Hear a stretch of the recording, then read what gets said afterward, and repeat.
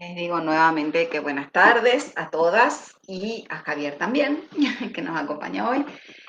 Vamos a comenzar la clase de hoy. Les quería recordar que mañana la clase, creo que ya les avisó Camila, porque hay una modificación en el cronograma y en la forma de dictar la clase, porque mañana está la desinfección de la facultad, ¿sí? Que se había venido demorando y es imprescindible hacerla. Entonces mañana enfrentamos esa situación, así que ya les va a informar detalladamente Cami cómo vamos a hacer. Creo que, si no me equivoco, va a directamente subir una actividad grabada, porque es más complicado el tema de la conexión y bueno, vamos a solucionarlo de esa manera como para no perder de hacer algo mañana juntas. Y bueno, y después ya nos vemos nuevamente la semana que viene. De todas maneras, Cami les va a pasar los detalles.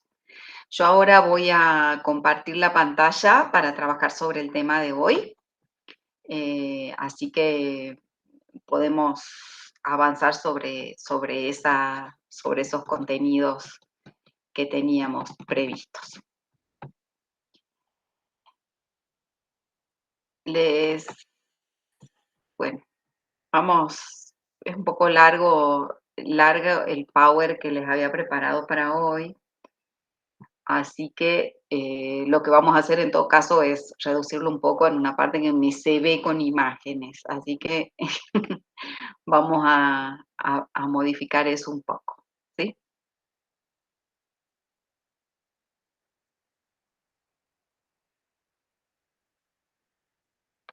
Así que bueno, vamos a trabajar sobre un tema del programa que es invisibilidad social, invisibilización hipervisibilización mediática, ¿sí? Ese es el tema que vamos a trabajar hoy. Un poco dando continuidad a lo que veníamos trabajando, pero el tema de hoy se vincula con la idea de violencia simbólica, ¿sí? De pensar la violencia simbólica como precondición tóxica de otras violencias. Yo no sé si recuerdan, seguramente han cursado ya alguna materia en la que se revisa el pensamiento de Pierre Bourdieu, ¿no? Del sociólogo francés. No sé si recuerdan qué es la doxa Sí, para en Bourdieu. sociología. ¿Sí? En sociología.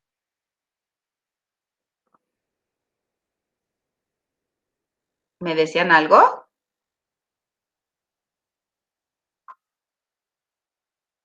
Que conocen a Bourdieu seguramente me dijeron.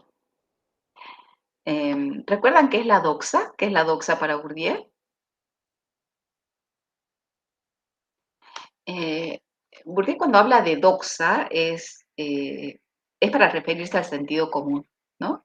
A los conocimientos naturalizados en determinado momento de determinada sociedad, ¿no? Entonces, una precondición dóxica quiere decir una precondición del sentido común, diría, ¿no es cierto? ¿Y por qué una precondición? Porque una condición previa al ejercicio de otras violencias. Cuando nosotras pensamos en la violencia simbólica como precondición dóxica de otras violencias, lo que estamos diciendo, hay ahí una especie de base, de cimiento, posibilitador del desarrollo de otras formas de violencia. O sea, la violencia simbólica, siendo violencia en sí misma, además tiene esa capacidad de anidar, ¿sí? De permitir el desarrollo de otros tipos de violencia, de habilitar, ¿no? A veces cuando ustedes ven que dicen en el discurso público, se dice, bueno, este tipo de expresiones habilita la violencia o habilita la persecución, bueno, justamente se refiere a eso, ¿no? Que está operando como una precondición, como una condición que posibilita el desarrollo de otras formas de violencia, ¿no? Y ese es un poco el punto que queremos trabajar hoy y que se vincula mucho con lo que hemos venido observando la semana anterior, ¿sí? Y por eso yo también quise traer con esta idea de una invisibilidad social como un proceso en el que hay grupos, ¿sí? que son invisibilizados, ¿no? La invisibilidad social refiere a eso, a un proceso en el cual hay una escena social en que determinados grupos, determinados colectivos resultan invisibilizados, ¿sí? ¿Se acuerdan que en la clase anterior veíamos un texto de Sergio Cajiano y veíamos cómo ahí efectivamente aparecen invisibilizadas las mujeres, aparece invisibilizado el presente de las comunidades indígenas, ¿sí? Ese proceso de invisibilidad social, ¿no? Pero sobre todo el de invisibilidad en el sentido que no aparecen mujeres o no aparecen mujeres con nombre, ¿no? Pero además, esa invisibilidad social se construye parcialmente por procedimientos específicos que invisibilizan mediáticamente a través de imágenes y demás, ¿no? O también a veces puede ser que hipervisibilicen determinadas cuestiones, ¿no? Seguramente recordarán que la clase anterior finalizó con una pregunta, ¿no? Y como para seguir pensando, yo les decía, ¿qué consecuencias tiene mostrar? ¿Han pensado en eso, en esa pregunta final? ¿Tienen algo para compartir en relación con esa pregunta final?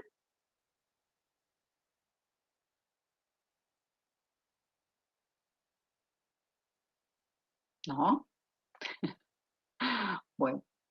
Si no fue así, entonces yo tenía como un ejemplo para mostrarles sobre qué consecuencias tiene mostrar, ¿no es cierto? Y en este caso yo lo que quise es traer un poco una experiencia de una muestra de imágenes que yo tuve la alegría y la responsabilidad de ser una de las curadoras de una muestra artística, de una muestra de imágenes que se realizó en el Museo Terry de Tilcara. No sé, ¿conocen el Museo Terry? Bueno, Sí, eh, ¿sí? Bueno, el Museo Nacional Terry es uno de los museos nacionales de nuestro país, que no son tantos.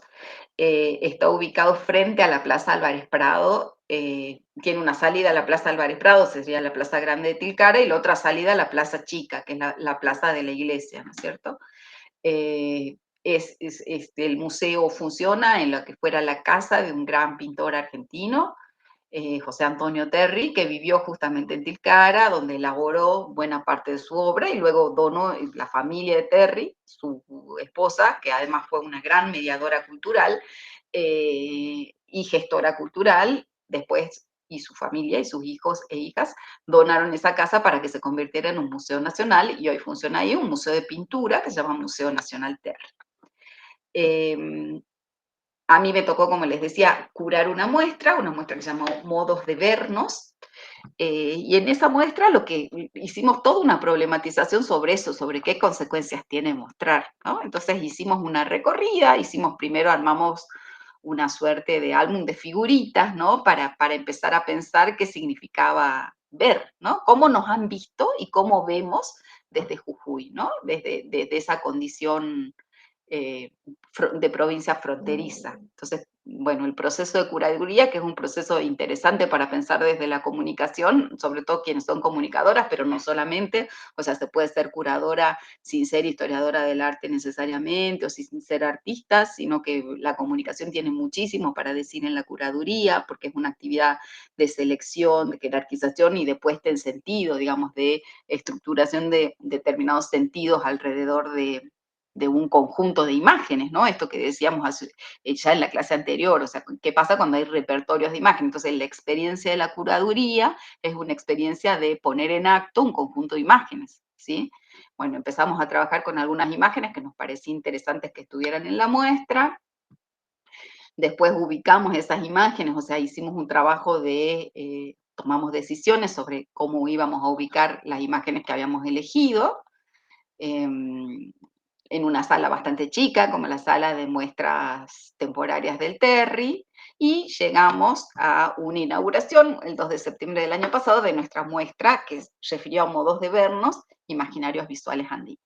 Pero ¿por qué les traía yo esta idea? Porque si bien algunas de las pinturas que elegimos tienen que ver con la tradición del nativismo en la pintura de nuestro país y tiende a reproducir ciertas imágenes cristalizadas en el tiempo de la población indígena, con una representación sí intensiva de las mujeres, pero de las mujeres vinculadas a un cierto pasado indígena, como por ejemplo en este caso, que es un cuadro de Pompeo Goyo de 1912, que se llama Tipos Quichuas de la Quebrada de Humahuaca y que forma parte del acervo de la colección del Museo Nacional de Bellas Artes, o sea que son unas imágenes que, que durante el nativismo, como movimiento pictórico y artístico, resultan de mucha importancia y de mucha pregnancia, ¿sí? Y tienen cierta concepción bastante tradicional de la imagen, pero sin embargo las fuimos mezclando en esta apuesta de modos de vernos, o sea, de poder observar el ver, aunque parezca un juego de palabras, como una construcción, ¿no? Como una cuestión que no tiene que ver con la naturaleza, solo con la visión, sino que hay ahí una cuestión de visibilización o invisibilización que hace a la visibilidad o a la invisibilidad social. Entonces fuimos poniendo también fotografías, fotogramas de películas, en este caso, fíjense que también hay una fotografía que es una afiche de una película muy famosa que se llamó Zafra y que es de 1958. Hay una fotografía de Félix Leonardo Pereira, que fue el gran fotógrafo del Museo Terry, eh, que no tenemos fechas precisas, pero que también es de fines de los 50 probablemente, y van a ver cómo hay cierta repetición del mundo indígena que también están en las fotografías que hemos analizado anteriormente, ¿verdad? Pero sin embargo, entonces ahí, y como curadora y curador de la muestra, mi compañero curador fue Pablo Fase, que es un historiador del arte, lo que fuimos es agregando ciertas otras imágenes, ¿no? Entonces, por ejemplo, abajo hay un video artístico de Hernán Paganini y Massima Maní, que en realidad se lo podemos ver otro día, pero que tiene que ver con un reclamo en contra de la turificación de esos cuerpos, ¿no? En torno a visibilizar esos cuerpos más allá de los estereotipos turísticos, ¿no? También pusimos algunas fotos, algunas de las cuales están en este caso, porque justamente en esa representación muy cristalizada de las mujeres, que es un poco lo que vemos acá en la obra de Raquel Forner o de Elba Villafañe, como contrapropuesta, aunque esos cuadros también integraban esta misma pared, que era una pared destinada a las cholas. Eh, Ponemos algunas fotos que tienen que ver con los movimientos, con las mujeres indígenas en la actualidad. Concretamente, elegimos algunas fotos como la de Freddy Barragán, un fotógrafo boliviano que registró una performance de las mujeres creando en Bolivia en 2020, donde intervinieron el monumento de Isabel la Católica, y la vistieron la estatua de Isabel la Católica como chola y le pusieron Plaza Chola Globalizada y no Plaza Isabel la Católica en La Paz, en la ciudad de La Paz. No sé si conocen La Paz, esa es una plaza importante en un área de mucha importancia política, cerca de las embajadas y demás.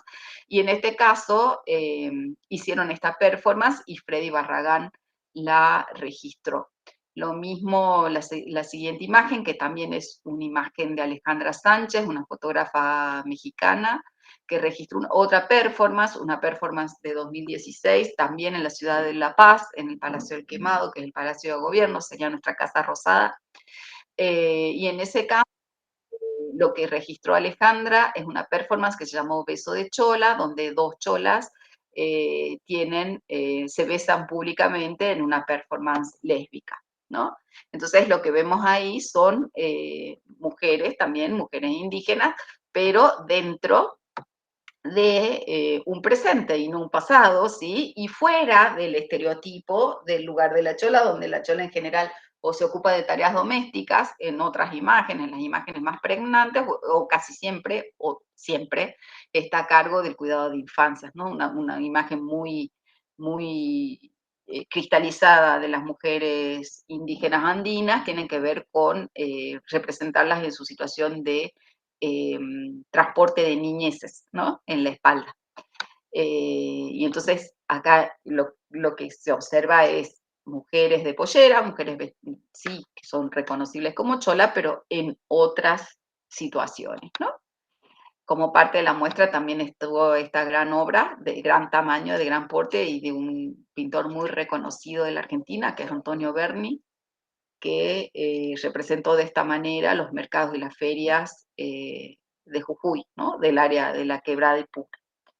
Entonces, fíjense qué cantidad de mujeres y las distintas formas de representarlas, pero también cómo traer hacia el presente directamente un video que es un video que abiertamente está en contra de la imagen folclorizada, como este video Máxima Maní, no sé si lo conocen, es un performer jujeño que hace una drag queen, sí, que se llama Bartolina Sisa, que es bastante famosa como personaje más allá de Máxima Maní, que en realidad es un artista plástico y performer que no hace solo este personaje, pero que es muy importante. Y el que hizo el video es Hernán Paganini, que acaba de recibir el premio de la crítica por su película documental Los hijos del óxido. No sé si la vieron en el Festival de Cine de los Andinos. Entonces lo que hicimos en esta pared fue mezclar esas imágenes nativistas, que son muy bellas, pero que son muy cristalizadas sobre la representación de las mujeres, y traerlas hacia situaciones del presente donde también hay una lucha evidente. No les puedo mostrar todas las fotos, pero como ven, son mujeres que están en el presente y desde lugares que no son los lugares hegemónicos, ¿no? Entonces, bueno, también, bueno, esta es otra de las paredes, que es una pared sobre las niñeces, ¿no? Las niñeces de las tierras altas, de Quebrada y Puna, y las niñeces indígenas en general tienden a ser muy representadas por el nativismo. El nativismo buscaba una especie de raíz nacional en lo que ellos llamaban las raíces nativas para elaborar una teoría del arte localizada, ¿no? Esto fue durante varias décadas de inicios del siglo XX, ¿sí? Por lo menos, más o menos desde 2020 hasta 1920 a 1950, fue muy importante. Y fue tan importante como movimiento estético que al día de hoy reconocemos estas imágenes. En muchos hogares hay pinturas semejantes a las pinturas que recreara el nativismo y partimos un poco de eso para después hacer un barrido de un siglo, por eso las imágenes también tan heterogéneas. En el caso de las niñeces también, que suelen ser representadas en situaciones como más estáticas, hay unas variaciones, no sé si llegan a ver, pero el cuadro que está en el centro es un cuadro de Abel Mamani, que es un pintor también contemporáneo jujeño y que en realidad no se alcanza a ver del todo bien acá, pero son dos niñites, un niño y una niña con un perrito que están jugando con un celular en un paisaje puneño, ¿no? Y en este caso también, o sea, lo que hicimos en el tema de la pared de las niñeces, el Museo Terry tiene una estancia artística de niños y niñas que se llama Terrícolas, es una escuela de arte y estancia artística, y entonces esos niños y niñas del Museo Terry produjeron para nuestra muestra una serie de autorretratos, ¿sí? Donde se dibujaron a sí mismos y a sí mismas con la técnica del grabado, y además dibujaron objetos que les parecían importantes y que revelaban quiénes eran o qué era lo que les identificaba. Y de esa manera también, o sea, se sale de la relación habitual de las niñeces indígenas y de las niñeces rurales de tierras altas vinculadas, bueno, a la actividad de pastoreo, o solo al mundo de la naturaleza, porque bueno, acá no se llega a ver, pero estas niñeces lo que hicieron fue dibujar patines, dibujar Hello Kitties, no sé si alcanzan a ver Hello Kitties, patines, camisetas de fútbol, o sea que se dibujaron no solamente animalitos o situaciones eh, de la ruralidad andina del pasado, sino que, bueno, no se termina de ver, pero dibujaron su presente, ¿no? Como niñeces que se identifican con distintos tipos de objetos, no necesariamente rurales.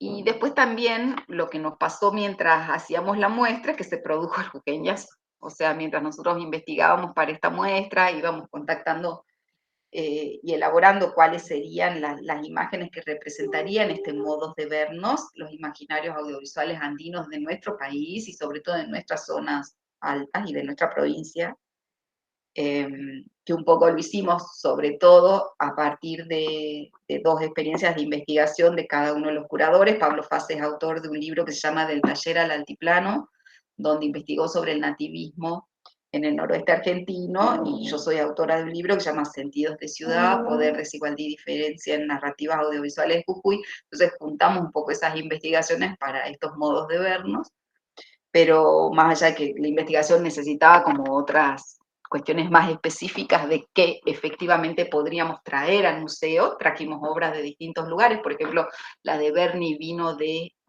Bariloche, de muchos museos de la ciudad de Buenos Aires y de otros lugares, de San Carlos en Salta, del Museo de Parques Nacionales en Bariloche. Y nosotros, bueno, mientras estábamos haciendo el proceso de curaduría, lleva bastante tiempo, o sea, uno lo ve después colgada, parece bastante más sencillo de lo que es, pero lleva bastante tiempo, mucho más si vas a transportar obras de arte, pero no solo por eso, sino porque es una decisión difícil seleccionar qué va a entrar en esa sala tan pequeña, ¿no?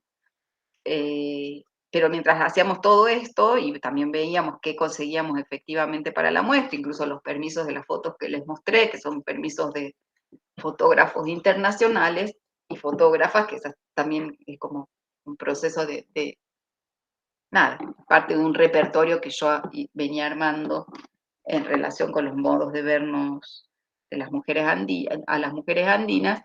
Y después lo que pasó fue el jujeñazo, o sea, fue la reforma constitucional y las numerosas expresiones en el espacio público en contra de la reforma. Y entonces lo que hicimos, dijimos, bueno, nosotros podemos no ver esto, bueno, era imposible, las estábamos viendo y vimos una gran cantidad de fotografías que se hicieron eco y pinturas, porque acá está la pintura de Aro Gali con la que yo cerré la clase anterior y que un poco muestra también cómo la violencia de la represión en Jujuy causó que algunos jóvenes perdieran para siempre la posibilidad de ver con profundidad, ¿no? Porque les lastimaron los ojos de una manera permanente y perdieron ojos, y por lo tanto ya no van a poder ver con profundidad. Y la obra de Gali traía eso, la obra de Aro Gali. Y después elegimos varias fotografías. Nosotros ya habíamos pensado y ya teníamos previsto en nuestro álbum de figuritas, que fue el conjunto de imágenes con el que largamos la investigación. Nosotros ya teníamos previsto, ya habíamos separado una foto del Archivo General de la Nación, que es esta foto. Es una foto de el Malón de la Paz, del primer Malón de la Paz. Esta foto. No sé si la alcanzan a ver, es la foto donde están un grupo de mujeres y hombres indígenas que llevan un retrato de Juan Domingo Perón y de Juan Domingo Perón, ¿no? Y entonces el primer Malón de la Paz, esa foto del primer Malón de la Paz, que la obtuvimos del Archivo General de la Nación, la puede obtener otra persona también, ya estaba prevista para nuestra muestra. Pero, como les digo, lo que pasó fue el jujeñazo, o sea, fue la situación de la lucha contra la reforma constitucional, y entonces incluimos esa foto que habíamos considerado, la del primer malón, pero además pusimos fotos del tercer malón y fotos de la resistencia en distintos espacios, ¿no? Ya sea en la ruta a Purmamarca, como también en la ciudad de San Salvador de Jujuy. Y fue interesante porque la inclusión de estas fotos lo que nos permitió es una cosa que habíamos observado en las pinturas y fotografías anteriores, y era que, por ejemplo, las mujeres, pero no solamente las mujeres, sino que la población indígena, por ejemplo, acá en las pinturas de Forner y Elba Villafañe, pero también acá en Pompeo Bollo, e incluso en Berni, todas las personas indígenas representadas estaban siempre calladas. Entonces, de los criterios para la elección de fotografía fue que en todos los casos esas personas estuviesen diciendo algo. O sea, estaban con la boca abierta hablando o con un megáfono o con un cartel, ¿sí? Y entonces nosotras lo que sentíamos ahí fue como decisión curatorial, que todas las fotografías que se reprodujeron, menos la del primer malón, porque ya estaba sacada y no estaba la gente hablando, pero sí tenía carteles, esas personas estaban hablando, estaban diciendo, porque en la representación artística aparecían calladas, ¿sí?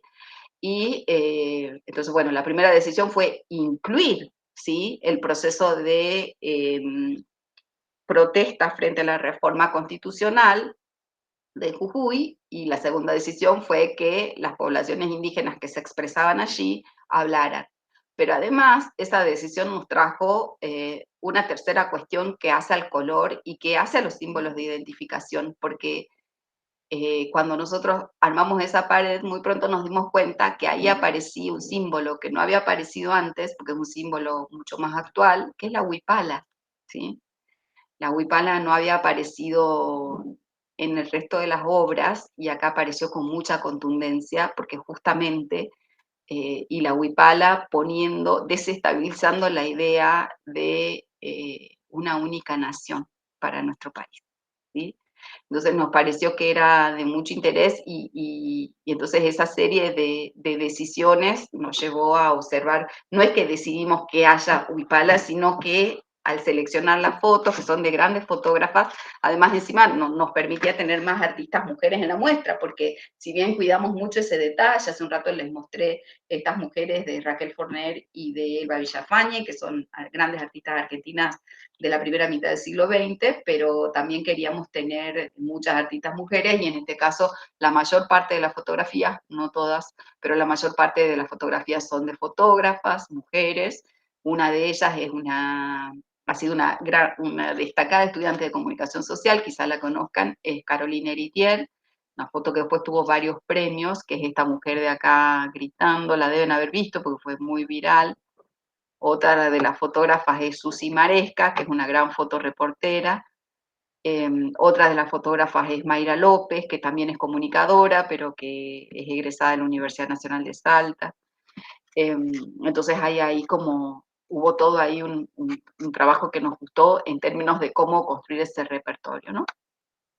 Y bueno, por supuesto que nada se podría haber hecho sin los trabajadores y las trabajadoras del museo, porque a veces, nada, los curadores, el curador, la curadora, los artistas y las artistas son mucho más visibles que todo el cuerpo de trabajadores y trabajadoras del museo, que son muy profesionalizados y que sin cuya ayuda no, sin cuyo trabajo, ¿no? Ayuda concreto, no se hubiera podido realizar la muestra, ¿no? Entonces hay un backstage, a mí me encanta esta foto porque es justamente un backstage, o sea, se ve la espalda, o sea, se ve la parte de atrás de la muestra y cómo trabajan, y que además es un grupo muy profesionalizado y que hoy está en peligro de perder su empleo, ¿no? Como en todos los museos nacionales. Así que bueno, quería compartir un poco esto para decir, a ver, qué consecuencias tiene mostrar, las decisiones que se toman para mostrar, la responsabilidad que tenemos al mostrar, por más que hay muchísimos errores igual en la muestra, como en todo acto humano y con toda situación humana, pero entonces hay ahí un proceso de cómo mostrar, ¿no? Y me parecía importante decir, bueno, hay otros repertorios, ¿no? O sea, en ese grado de poder que se tiene cuando se puede seleccionar un conjunto de imágenes para mostrar, bueno, tiene unas consecuencias, que pueden ser unas consecuencias que estabilicen o desestabilicen, ¿no? Y como muchas de ustedes quizás, y muchos de ustedes quizás van a estar frente a la situación de curar una muestra de arte, una muestra de fotos, o una muestra de cine, entonces es importante que tengamos en cuenta algunos criterios y que además muchísima conciencia de la responsabilidad que implica, ¿no? Y bueno, ahora también hay una pregunta en términos de lo que se muestra y lo que se oculta, ¿no? Que un poco surgiría otra pregunta, además de qué consecuencias tiene mostrar. Y esta pregunta es, si lo vemos en la imagen, ¿por qué no lo podemos ver en la lengua? ¿No? O sea, si en la imagen es tan evidente que hay veces en las que se produce un proceso de invisibilidad, ¿no? Social a partir de la invisibilización a través de imágenes, porque eso no se puede ver en la lengua. O sea, hay una discusión fuerte que además atraviesa mucho a los medios, a las redes, que tiene que ver con el lenguaje inclusivo. Incluso en nuestro primer encuentro habíamos tomado como uno de los ejemplos la prohibición del lenguaje inclusivo en el ámbito de la administración pública, ¿no? Entonces, yo traía como esta pregunta, digamos, si lo vemos en la imagen, ¿por qué no podemos ver en la lengua esto, no? Y en general, frente a los argumentos que dicen que el lenguaje inclusivo no existe, que molesta y demás, en realidad lo que tenemos que ver a la lengua, la tenemos que ver a la lengua como una película, no como una foto, ¿sí? La lengua cambia, ¿sí? Así como las imágenes, las técnicas para la imagen cambian, la lengua también cambia todo el tiempo. Y cuando dicen la Real Academia Española no acepta el lenguaje inclusivo, hay que contestar que en realidad la Real Academia Española tiene una función descriptiva, no normativa. ¿Qué quiere decir esto? La función de la Real Academia es describir el uso de la lengua e ir incorporando esas variaciones, o sea, ir observando la película y contando qué pasa, ¿no? No dirige la película, filma la película, porque su rol es el de observar qué pasa con la lengua, ¿sí? No de normar y definir qué es lo que se puede, cómo se puede hablar, ¿no? Entonces, una de las capacidades más poderosas de cualquier lengua es la capacidad de nombrar. Poner nombres, categorizar, nos permite ordenar y dividir. Y esa posibilidad de ordenar y dividir tiene una consecuencia en la vida social muy fuerte, ¿no? Entonces, ahí también tenemos que ver por qué tantos esfuerzos de los feminismos para introducir usos más inclusivos de la lengua. Sí, eso es parte de la lucha feminista, porque en realidad esa capacidad de nombrar, de ser nombradas, de categorizar y ser categorizadas, implica un ordenamiento y unas formas de la división del mundo que nos van ubicando de manera diferencial. Y por lo tanto, la lengua, la imagen, y vamos llegando al tema que nos convoca hoy, van, van desarrollando posibles violencias, o al revés, posibles reconocimientos, posibles eh, reparos, ¿sí? Hubo hace un tiempo una discusión en la que, a partir de una nota de Clarín de una periodista, Patricia Kolesnikov, dijo que decir los alumnos con X, lex alumnex, es imposible, que por favor que la historia de la lengua también es algo que dice la lengua, que no se tape el sol con una X en las vocales.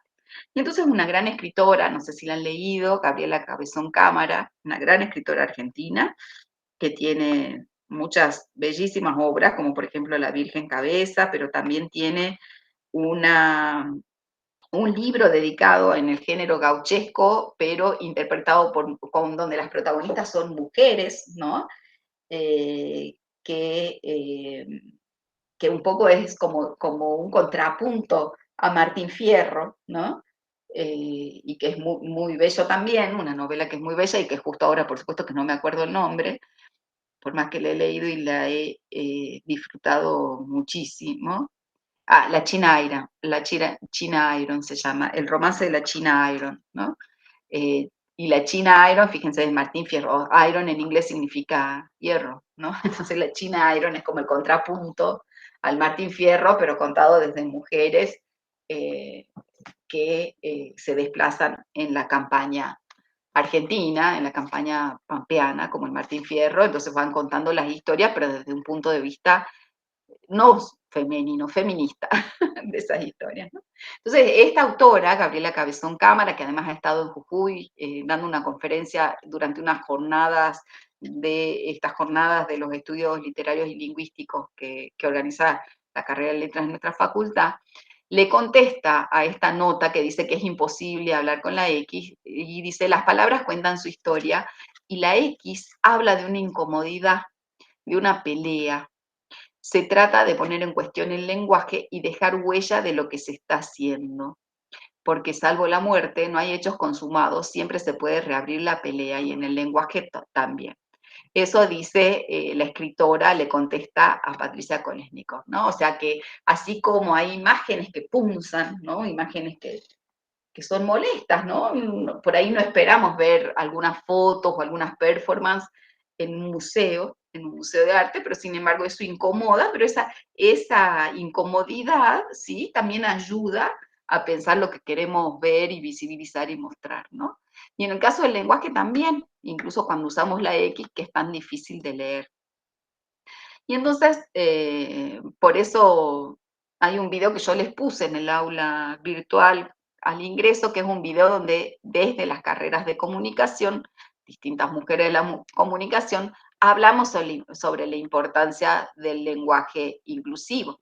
Así que por si no lo han visto, porque como es la pantalla bienvenida, a veces se la saltean, lo vamos a ver ahora un ratito, ¿sí? Y después seguimos con la clase. Y de paso nos va sirviendo para que me digan si están pensando en algo, si no están pensando en nada, si quieren decir algo, si están hartes ya, o todavía no, no sé.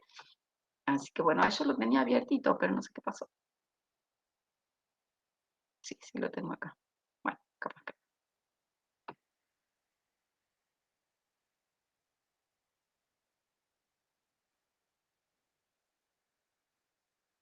Ahora les comparto.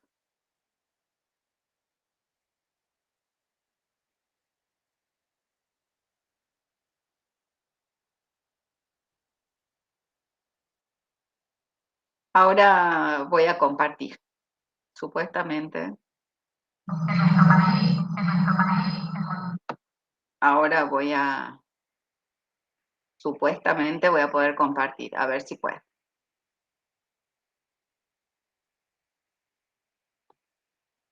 Así.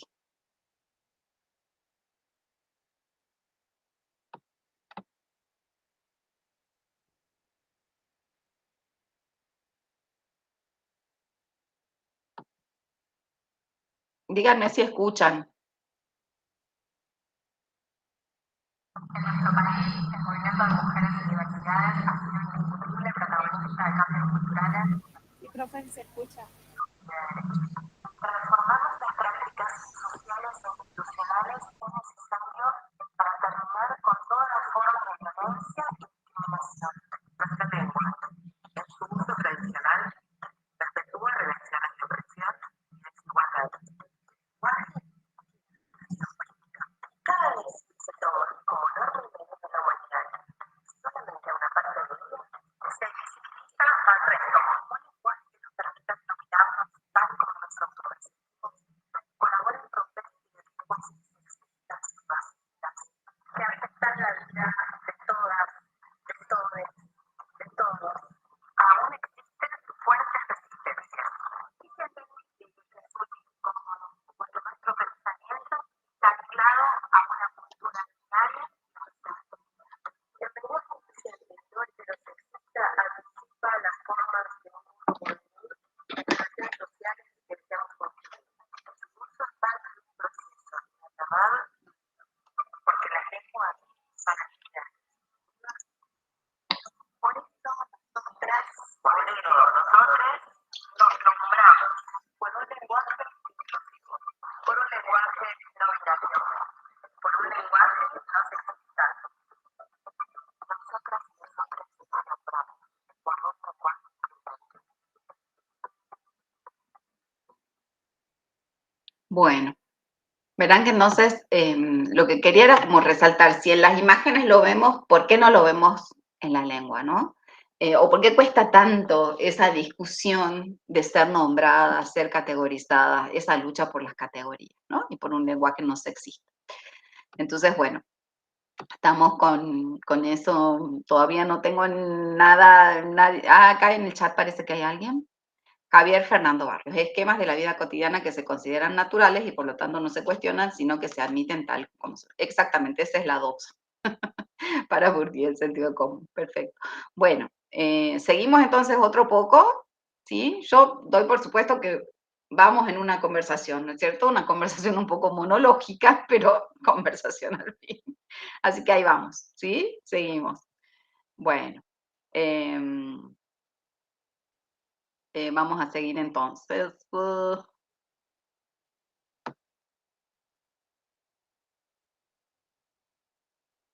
Ay, Dios, y ya ahora se me perdió el...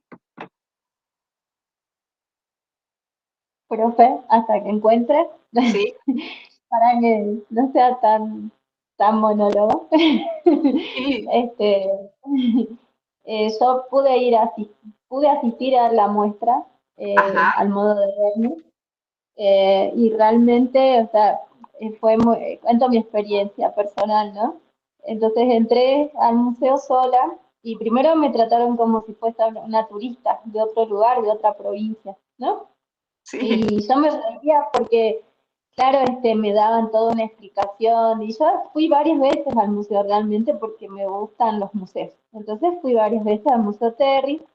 Entonces uno de los chicos que trabaja ahí, bueno, yo muy amablemente le escuché todo lo que tenía para decir, que él me contaba de Terry, de las obras, de todo.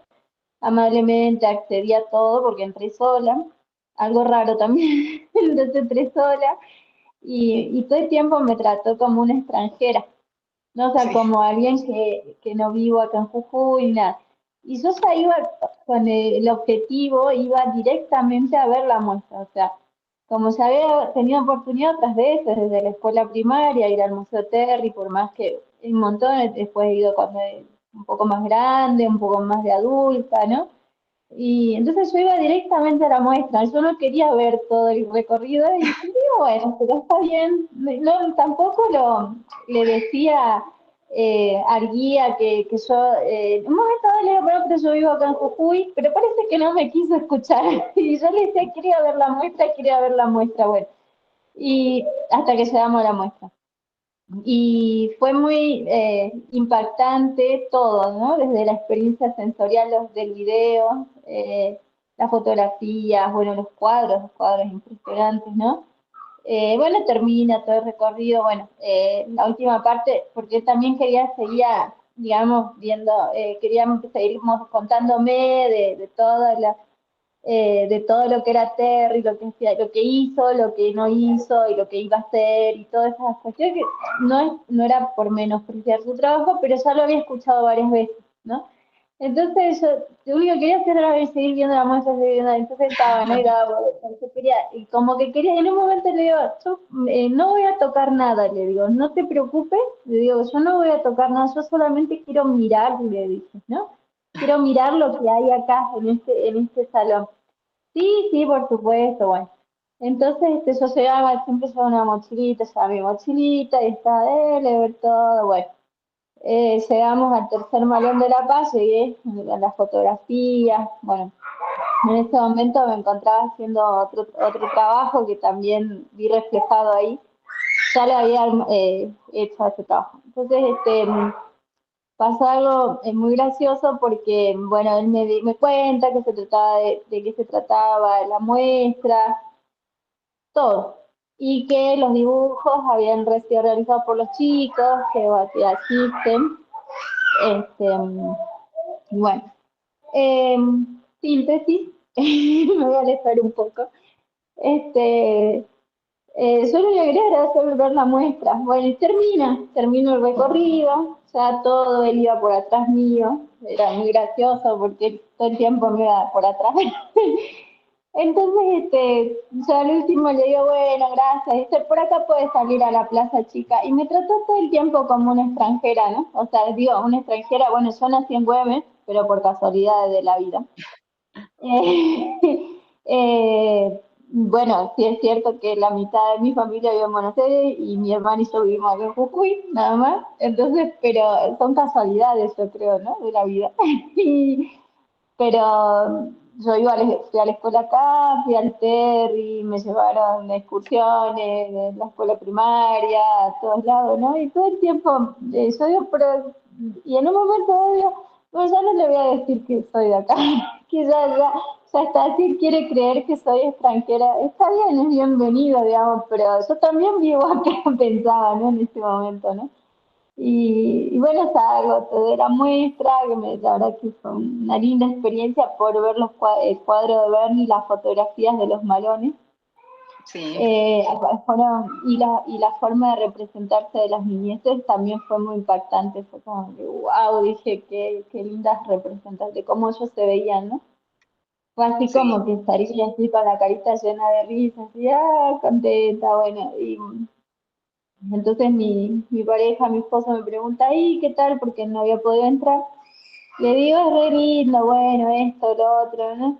Y dice, ¿sabes qué? Me trató todo el tiempo como si no sería de acá. Y me dice, ¿por qué? Me dice, no sé, le digo, creía que yo vivía en otro lado. Yo no le dije nada. Y le digo, pero viste, pero le dijiste, yo le dije 2 veces soy de Jujuy, pero bueno, no me escuchó, y me seguía, me seguía, me seguía, me seguía. Y digo, yo lo que quería era sí. entrar al fondo, le digo, ¿sabés qué hubiese entrado por el otro lado? Le decía, y después yo no, por algo entré por la puerta principal, por la entrada.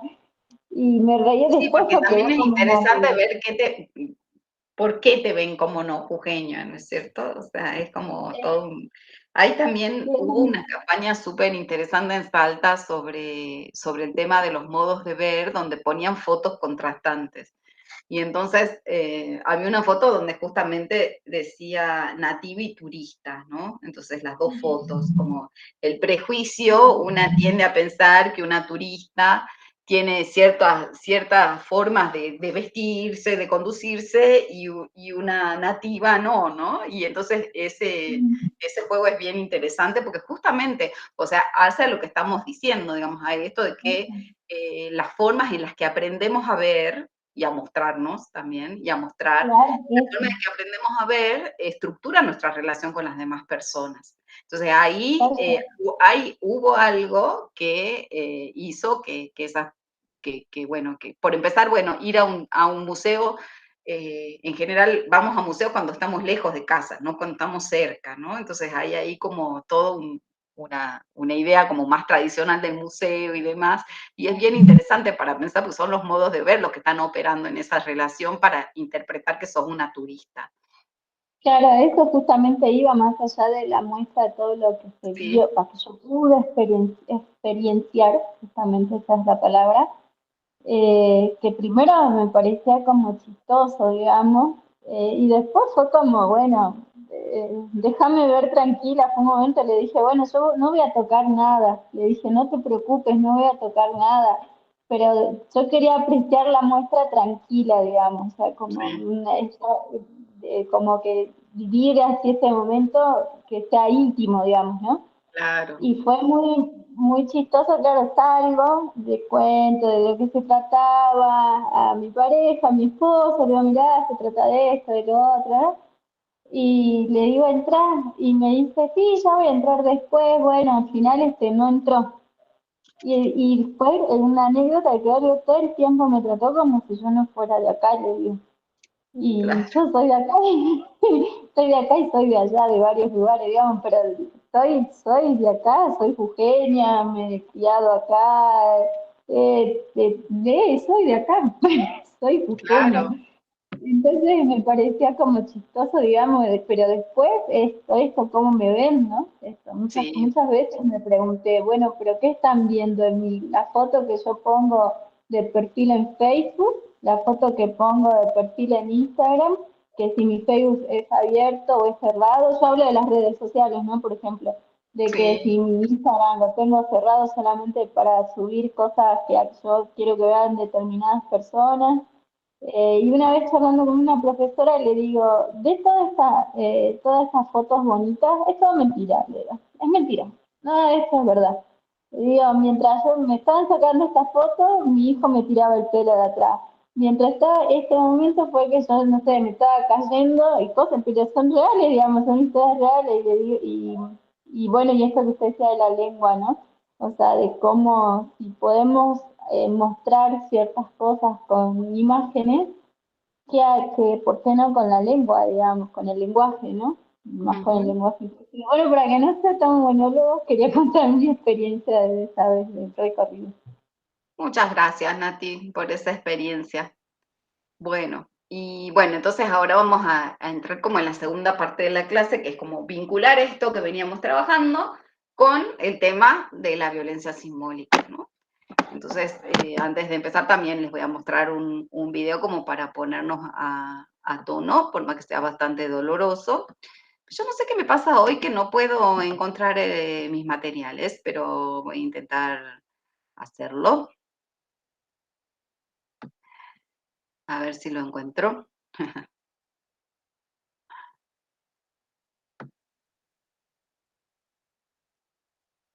Estoy así como un poco rara hoy, no sé, no tengo bien abiertos los archivos.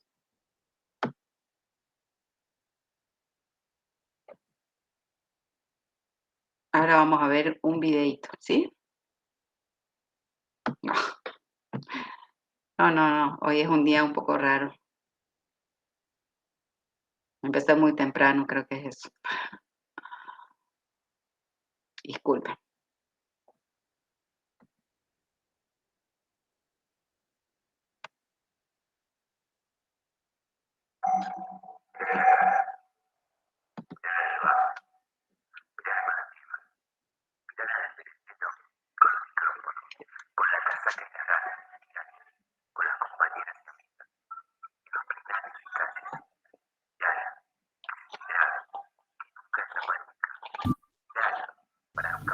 Profe, ¿Sí?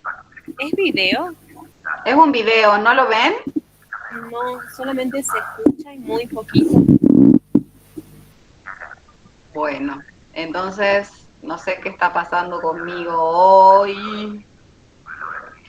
A ver, aguántenme un poco. A ver si lo logro. No sé por qué cuando abro el video no me deja, no me aparece como ventana. Vamos a intentar una vez más y ya si no lo logramos, listo. Nos vamos a la casa, ¿no?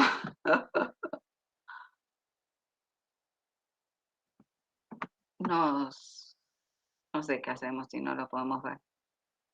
Porque no me aparece como una ventana a pesar de que lo tengo acá el video.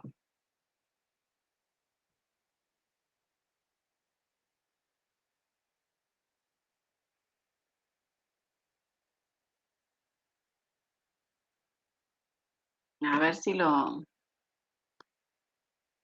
corto y lo pego en...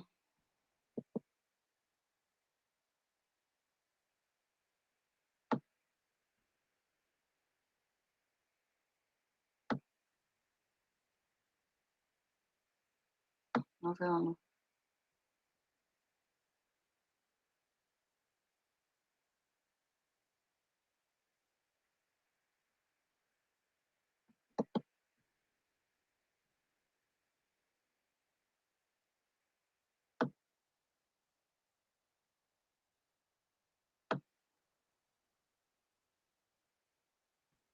Ahí trato. Última opción. Y si no,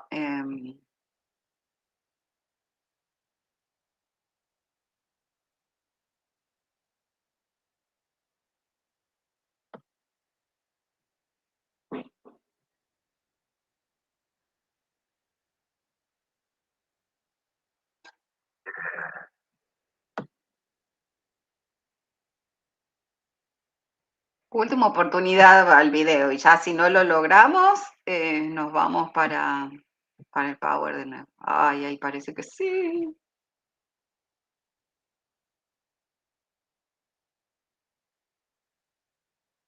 A ver si ahora sí se...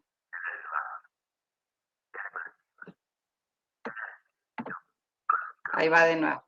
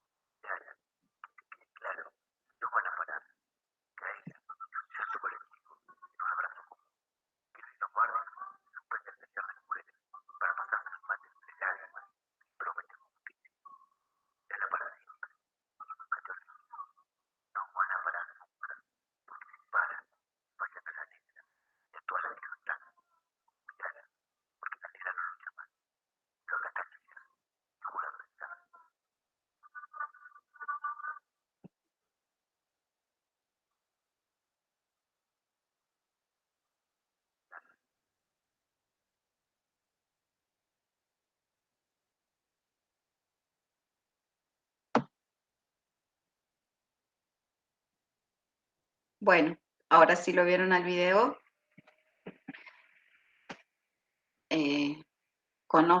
¿Lo pudieron ver y escuchar? Sí, profe. Bueno, bueno, saben que es Micaela García, ¿verdad? O sea, Micaela García fue violada y asesinada y después, por la lucha de su madre y su padre, se sanciona la ley Micaela, que es la ley que exige formación en género para las personas que forman parte de la administración pública, ¿sí? Porque justamente el problema fue que las personas que trabajan en la administración pública, en distintas instituciones, no fueron capaces de recibir a tiempo la denuncia y el reclamo de la mamá y el papá de Micaela cuando Micaela desaparece, ¿sí? Entonces, en esas primeras horas, que son fundamentales en la ruta crítica de una persona que desaparece, de una persona que es secuestrada, y que puede ser víctima de violencia, como en general lo somos todas las mujeres, pero mucho más las mujeres jóvenes, ¿no? Una mujer de la edad de Micaela. Entonces, bueno, la ley Micaela viene a justamente intentar saldar esa situación, evitar que, por ejemplo, por prejuicios patriarcales, los funcionarios públicos digan, bueno, ya va a volver, debe estar con un noviecito, cosas así, cuando no, cuando hay una situación de alarma concreta, ¿no? Entonces la ley Micaela es la que después implicó formación en género para todas las personas de todos los agentes del Estado y las agentes del Estado. Y entonces, y el video es como un poco impactante, o sea, nos recuerda esa historia, que fue una historia muy importante para lograr tener una mínima formación de género en los agentes de la administración pública, pero además el video y todo el texto que escribe una periodista, una compañera feminista, es un texto donde se repite mucho la palabra mirala, ¿no? Esta idea de la mirada, o sea, cómo miramos, esta idea de las imágenes que conforman un ambiente comunicacional, ¿no? Y el hecho de que cómo tratan, porque digamos, cuando hablamos de la violencia simbólica, estamos hablando de un tipo de violencia que no es una violencia que se ejerza con un golpe físico, pero que sin embargo tiene consecuencias. Y tiene consecuencias, y cuando decíamos es precondición dóxica de otras violencias, es porque va formando, ¿no? El suelo sobre el cual se erige otro tipo de violencia hasta llegar incluso al femicidio, que es lo que pasó con Micaela, ¿no? Y en esta idea del mirar, esa repetición en el mirar, es muy importante, porque digo, lo que se busca es justamente que no queden invisibilizadas las jóvenes que son asesinadas, ni que sean prejuiciosamente vinculadas a determinados espacios, determinados tiempos como la noche y demás. Ahora cuidado, porque justamente el texto que tienen para leer, que es un texto de Flavia Delmas, lo que hace es trabajar sobre cómo representan los medios, que es algo que también después se ve mucho en las redes, a las mujeres víctimas de femicidio y de violencia, ¿sí?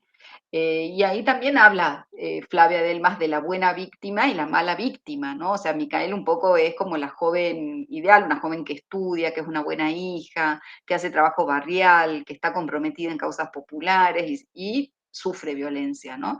Pero hay otras víctimas que no tienen ese perfil y que quizá desaparecieron después de salir de un boliche, pero igual son víctimas de la violencia machista, pero en todo el discurso y en esa construcción simbólica se ejerce una violencia simbólica, se las revictimiza, eh, haciéndonos pensar que son las culpables de haber recibido esa violencia e incluso la muerte, ¿no?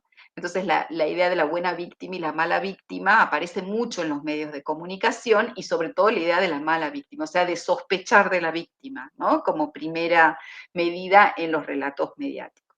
A través del tiempo y con la formación en género de quienes ejercen la palabra pública en los medios y en otras instituciones, eso va variando, pero no demasiado, ¿no? Y todavía es posible encontrar ese tipo de, de expresiones. Y entonces decíamos, bueno, nos permite nuestros, nada, no, a ver, ahí hay algo en el chat que no alcancé a ver y ahora lo veo. En la institución en la que trabajo, dice la Juge, me encantan los museos, dijo primero, me falta ese museo del Terry, bueno, está bueno para irlo a ver. es la institución en la que trabajamos mucho con Israel. Claro, la ley Micaela se ha trabajado, también la hemos trabajado en la universidad. Bueno, a mí me ha tocado incluso formar parte del equipo que fue a capacitar en ley Micaela a la legislatura provincial, a los legisladores y las legisladoras de Jujuy. Muy interesante como experiencia, les diría. Bueno, avísenme si pasó, ¿no es cierto? ¿Pasó la filmina? Sí, ¿no? Estamos como medio cortos ya de tiempo, pero bueno.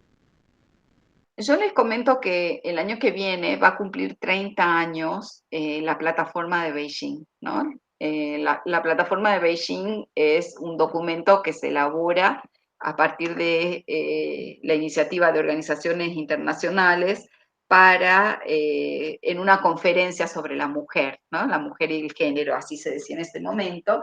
Y la plataforma de Beijing sienta las bases para recoge muchísimo trabajo de los colectivos feministas y los colectivos y los movimientos de mujeres, y al mismo tiempo se constituye entonces también en una plataforma hacia el futuro, ¿no? O sea, como les pongo acá, la plataforma de Beijing es una declaración en torno a la igualdad de género, un programa de acción, o sea, porque propone algunas acciones, y también un llamamiento a los gobiernos de los distintos estados para ir acompañando en esta búsqueda de mayor justicia de género, ¿no? Se constituye, por lo tanto, este documento, esta plataforma, esta reunión que luego generó este documento en un verdadero hito histórico para el movimiento de mujeres. Lo interesante además es que en esta plataforma consta de varias secciones y una sección completa, la sección J de la plataforma de Beijing, es una sección dedicada a el rol de los medios en las construcciones de género, ¿sí? Entonces, la plataforma de Beijing tiene 12 secciones, 12 áreas, en las que dice que hay que trabajar para lograr la igualdad de oportunidades, y una de esas áreas, una completa, la J, es el rol de los medios. Por lo tanto, la comunicación se ve interpelada y se ve además que ahí se toma la serie de análisis que ya venían realizando las compañeras feministas hasta este momento para en la conversación pública y en la conversación académica y en la conversación militante acerca de la importancia que tenían los medios, justamente en términos de estas enormes instituciones que tienen una enorme capacidad para la distribución de la palabra, para la distribución de la imagen, y por lo tanto, como venimos viendo en la clase anterior y en esta, una gran capacidad de incidir, ¿sí?, en la agenda pública en torno a las cuestiones de género. Y las grandes recomendaciones en la sección J de la plataforma de Beijing son dos. Por un lado, fomentar una imagen equilibrada y sin estereotipos de las mujeres. Podemos ampliar al día de hoy y al conocimiento y la discusión sobre géneros y sexualidades, que no son solo las mujeres, sino también las disidencias, ¿no?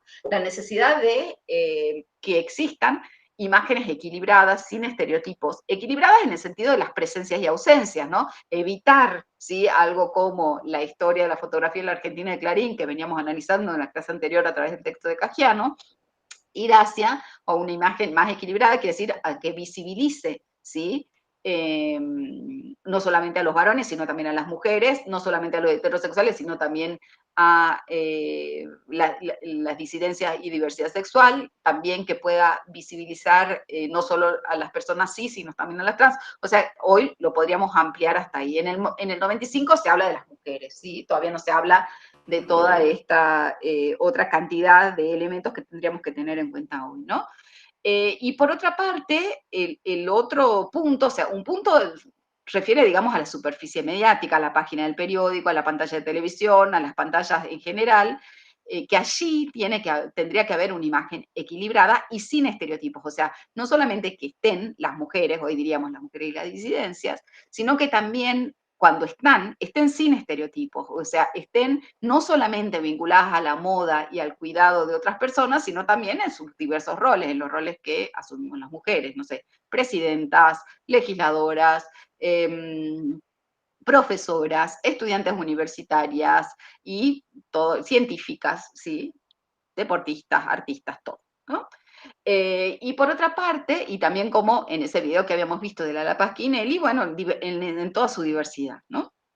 Y por otro lado, el otro punto es que Beijing, la plataforma de Beijing invita a aumentar la participación y el acceso de las mujeres, reiteramos, hoy actualizaríamos de las mujeres y las disidencias, la participación y el acceso a los propios medios, o sea, que esas mujeres puedan tener como espacio de trabajo esos medios, esas redes en las cuales ejercitar su trabajo, ¿no? Especializado, y entonces que esa participación y acceso a los medios, a las tecnologías, va a ayudar a, a una mejor, a un horizonte de igualdad. Pero sin embargo, pasan los años, esta nota igual es un poco más vieja, ¿no? Es de hace un tiempo ya, pero aún así es del 2019, pero aún así me gusta porque es un muy buen titular y es Argentina el país con menor participación femenina en producción de noticias y sale como en primeras planas, ¿no? Entonces, esto refiere a un proyecto que también lo van a tener disponible para leer, que es el proyecto del WAC con W, que es el proyecto del monitoreo global de medios, que el monitoreo global de medios se hace en todo el mundo, por eso es global, cada 5 años. El último fue en 2020, o sea que el año que viene hay monitoreo de medios. En realidad se demoró un poco por la pandemia, entonces fue en 2021, pero el monitoreo global de medios se hace en todos los medios de comunicación de todos los países del mundo al mismo tiempo, ¿sí? Los más diversos países, en distintas ONG, distintas instituciones de la sociedad civil, se ocupan de relevar todo lo que aparece en los medios ese día, ¿sí? Y ahí se constatan distintas cuestiones, como por ejemplo, o sea, cuántas mujeres hay en los medios efectivamente, en qué roles y demás, ¿no? Entonces, fíjense que van pasando los años, las décadas de la plataforma de Beijing y sin embargo seguimos con una dificultad para esas dos recomendaciones que parecían tan simples, o sea, que las mujeres aparezcan en equilibrio de cantidad, o sea, que tengan una participación equilibrada y que además aparezcan sin estereotipos, que será una de las recomendaciones, y la otra, que las mujeres trabajen, tengan acceso, ¿sí? Y una participación continua en los propios medios. Si nosotros vemos entonces qué pasa en nuestro ámbito más próximo, como es Jujuy, también tuvimos oportunidad de hacer un monitoreo similar al de la UAC, pero en el ámbito jujeño, y que hemos publicado hace un tiempo en un libro que se llama De la invisibilidad al estigma, y que trata sobre los telediarios del noroeste y el noreste argentino. O sea, hemos trabajado con telediarios de Salta, Jujuy, Resistencia, Corrientes y San Miguel de Tucumán, ¿no? Y sobre esos telediarios, o sea, los telediarios son los noticieros, ¿sí? Sobre esos telediarios hemos escrito distintos capítulos. En el capítulo sobre Jujuy, que escribí junto a compañeras muy queridas, lo que relevamos en ese momento, o sea, el material es del 2016, ustedes saben que tenemos nuestros tiempos en la academia, o sea que el libro recién se publicó el año pasado, el anteaño pasado, veíamos como, por ejemplo, que había figuras femeninas, o sea, por ejemplo, en aquel momento, en Canal 7, la jefa de noticias y editorialista era una mujer, que tiene una carrera muy destacada en Canal 7, en el caso de Canal 2 no, es un varón muy fuerte históricamente en Canal 2, pero después empezamos a ver la participación de mujeres y varones con voz en las noticias. ¿Por qué con voz? Porque, bueno, a veces hay imágenes de mujeres, pero no siempre hablan, ¿no? Y en 2016 lo que constatábamos es que en Canal 2 el 73% de las personas que participan con voz en los noticieros son varones y solo el 27% mujeres. No me refiero solamente a la conducción, sino a las notas, ¿sí? O sea, quiénes son entrevistadas en los telediarios. Y en Canal 7, y fíjense que ahí la jefa de noticias era mujer, y sin embargo, los varones con voz alcanzan el 85% y las mujeres solo el 15%, ¿no? Y por otra parte, también relevamos la función en la noticia por número y género, ¿no? Y en general constatamos que los voceros son varones en su mayoría y muy pocas mujeres. Las voces expertas son de varones y muy pocas de mujeres, o sea, los expertos en un tema. Incluso en la experiencia personal o en otros roles son más los varones que las mujeres, claro, porque la cantidad es mucho mayor. Ahí te la vamos a pasar porque no vamos a llegar, pero también tiene que ver con varones, varones, varones, en aperturas de sesiones, en elaboración de audiovisuales, pero bueno, para llegar a este punto, ¿no? En que, qué significa entonces la violencia simbólica. La violencia simbólica entonces transmite dominación, desigualdad y discriminación en las relaciones sociales, naturalizando la subordinación de las mujeres en la sociedad. Con la propia ley contra la violencia contra las mujeres dice que la violencia simbólica tiene que ver con que nos pensemos a nosotras, nosotros, nosotres mismos, al mundo y a nuestra relación con él. No, perdón, no es la ley esta la que lo dice, pero la violencia simbólica tiene que ver con que nos podamos pensar con categorías del pensamiento que no nos hayan sido impuestas y que no coincidan necesariamente con la categoría dominante, ¿sí? O hegemónica. Entonces, la violencia simbólica se produce a través de los caminos simbólicos de la comunicación y del conocimiento y consigue que la dominación sea naturalizada. La violencia simbólica tiene ese fin, ¿no? De conseguir naturalizar la dominación. Los medios, en general, si vemos toda esta serie de experiencias que hemos estado revisando últimamente, producen una suerte de pinza para la dominación, ¿sí? Una pinza que tiene que ver con una hipervisibilización de determinados temas, de determinados estereotipos de mujeres y una invisibilización de otros temas y otros motivos, ¿no? Y eso es una forma de enseñar que hacen los medios, ¿no? Una forma de transmisión simbólica muy poderosa. ¿Qué nos enseñan y cómo nos enseñan? Flavia Delmas habla en su texto de una pedagogía de la ausencia, ¿sí?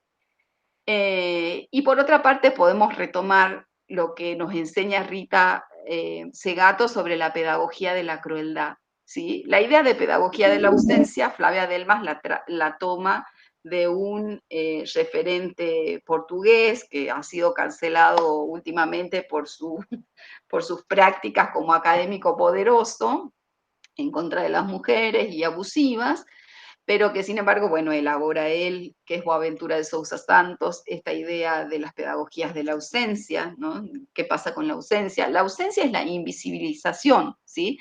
La invisibilidad, que va hacia la invisibilidad social y la invisibilización a través de los medios, ¿no? Los medios enseñan en la invisibilización de las mujeres y las disidencias, ¿no? En lo que vimos en los 4 tomos de Clarín sobre la fotografía argentina, pero también en la cantidad de mujeres que aparecen en pantalla con voz, o en la cantidad de mujeres que aparecen con nombre y sin nombre, ¿sí? Mujeres sin nombre, o sea que no se pueden individualizar.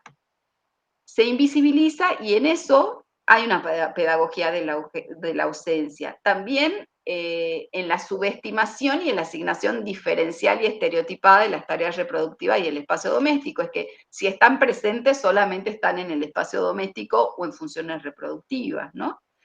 En las representaciones fijas de las mujeres y las disidencias, o sea, las representaciones que tienen que ver con sus roles vinculados a la satisfacción del ojo masculino, ¿no? Y después también nos enseñan a través de la pedagogía de la crueldad. Cuando hipervisibilizan, ahí no invisibilizan, hipervisibilizan, quiere decir que visibilizan muchísimo, que hay muchísimas imágenes sobre los estereotipos de género, ¿no? En el caso del texto que tienen de Flavia Delmas, también en el detalle pedagógico de cómo se ejerce la violencia sobre los cuerpos de las mujeres y las disidencias, ¿no? Ese detalle sobre cómo fue asesinada, sobre cómo sufrió, fue incendiada, fue prendida a fuego, ¿no? Fue lastimada de alguna manera, ¿no? Y en la adecuación cruel a la mostración del ojo patriarcal. ¿Sí? ¿Quieren decir algo? ¿O no? Por ahí escucho algo, pero no sé si es que se les abrió sin querer. Sin querer. Salió muchos casos de violencia intrafamiliar y hubo casos muy fuertes, dijo Lax. Sí. Bueno, entonces los medios enseñan invisibilizando una pedagogía de la ausencia y cuando hipervisibilizan ejercen una pedagogía de la crueldad. Los medios, eso corresponde a otro trabajo de investigación que hice yo, pero que tiene que ver con una actividad de ubicación, porque digo, no es solamente que se hipervisibilice, se invisibilice, ¿para qué? Para ubicar de manera relativa, o sea, para ubicar en relación con, ¿sí? Entonces, en esa idea de ubicación, esa es una idea clave para pensar una relación social jerarquizada, ¿sí? Porque justamente el patriarcado opera por jerarquización de los varones sobre las mujeres, porque no todas relaciones jerárquicas, ¿sí? Hay relaciones que pueden ser relaciones simétricas, pero la relación jerárquica es una relación complementaria en donde un rol se impone sobre el otro, ¿no? Entonces es una relación de ese tipo. Entonces, en la actividad de ubicación que hacen los medios hacen un mapa, cartografían, patrimonializan distintos espacios y entonces llevan a la imaginación social a ubicar a los hombres, a las mujeres y a las disidencias en distintos lugares, ¿no? Y entonces esa generización, o sea, los lugares generizados se van superponiendo con otras actividades que también asignan lugares diferenciales, que son las que venimos viendo, por ejemplo, la racialización, por ejemplo, el capacitismo, por ejemplo, la heteronorma, ¿sí? Entonces van asignando lugares diferenciales, espacios físicos, pero también lugares sociales, que es lo que más nos importa, ¿no? A distintos grupos, o sea, yo a esta persona la interpreto como una turista, como una trabajadora, como una artista, porque dentro de los trabajos es una artista, es una curadora, es una trabajadora del museo, ¿qué es, no? Entonces voy ubicando de una manera diferencial, pero ese tema, esa ubicación diferencial, abre y cierra posibilidades de participación que son diferentes, ¿sí?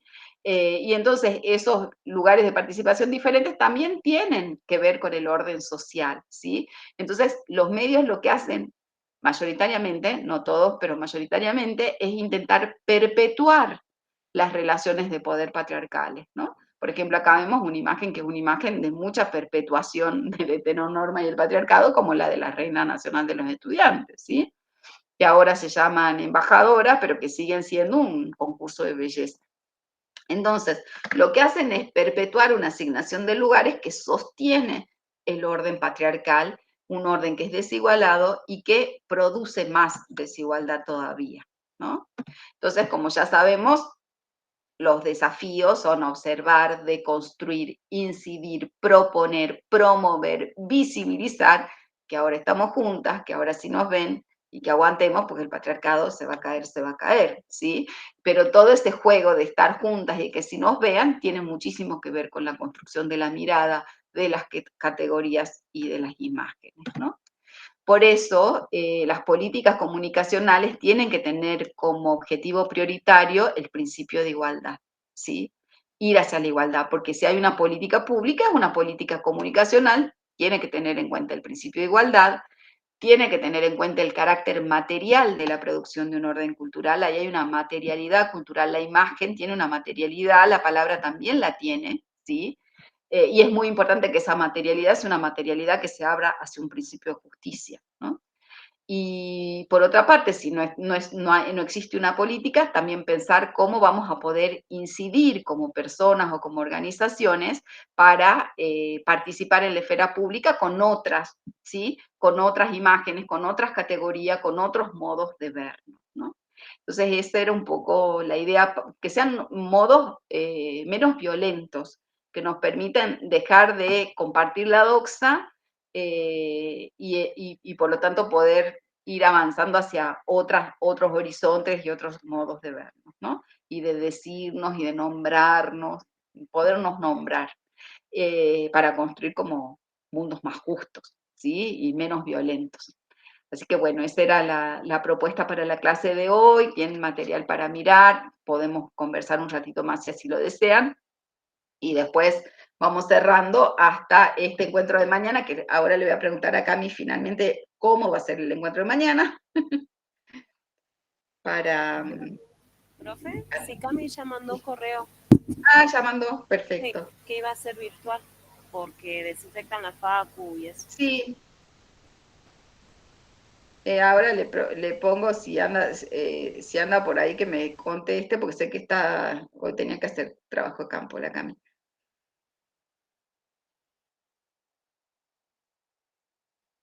Y dejamos esa, disculpen, estoy escribiendo el mensaje para poder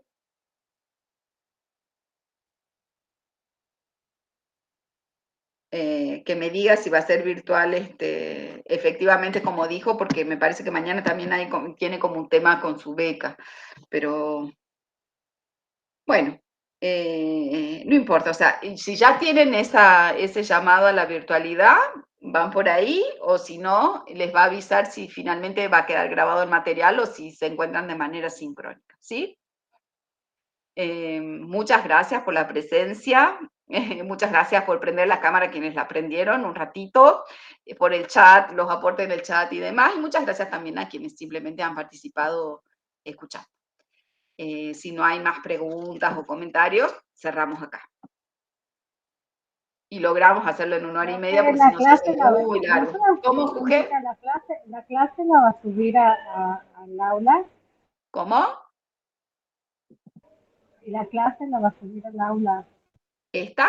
Sí, siempre la subimos. Sí, a veces nos demoramos un poco porque nos olvidamos, pero les juro que no nos vamos a olvidar ahora y la subimos rápido, ¿sí? Buenísimo. Bueno, les mando un abrazo, cuídense mucho y hasta mañana. Hasta mañana. Nos vemos la próxima Chao. oportunidad. Chao.